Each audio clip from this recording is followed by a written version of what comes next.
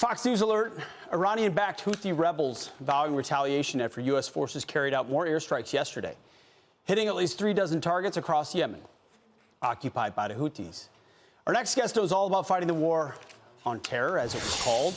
Retired Air Force Brigadier General John Teichert joins us now. General, thanks for being here. These strikes, first in Iraq and Syria, now in Yemen, are they effective? Are they deterring anything?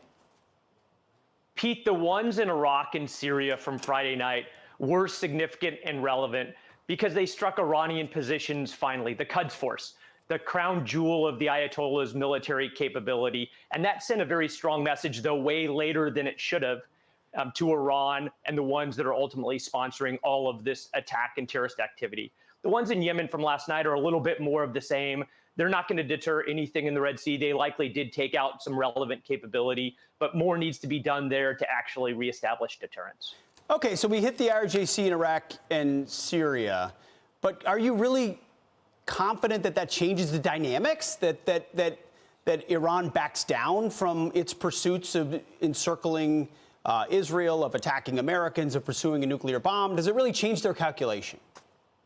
Pete, the concern is that if we would have done this after the first attack against American positions, instead of the 170th attack, then we would actually be credible in our deterrent posture.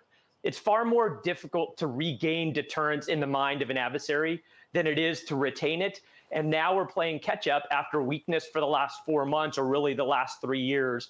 And the hope is that finally they're starting to believe that America will stand up for our positions, but it's unlikely that they actually believe it until we show consistency. That's a good point. It's easier to establish it from the beginning than it is to retain it. And we're in a massive cleanup retaining job right now, which will require something extremely significant to actually deter. If you were to pull on the levers right now, what should we do? Because right now, I'll be honest, I watch this closely. I'm very confused by what our strategy actually is. Pete, you're right to be confused. That it seems like the Biden administration's doctrine is we're worried about starting a wider war. Well, we see a wider war already because not of American strength, but American weakness. That the only thing that actually gets through to Iranians are American strength, capability, will, and resolve.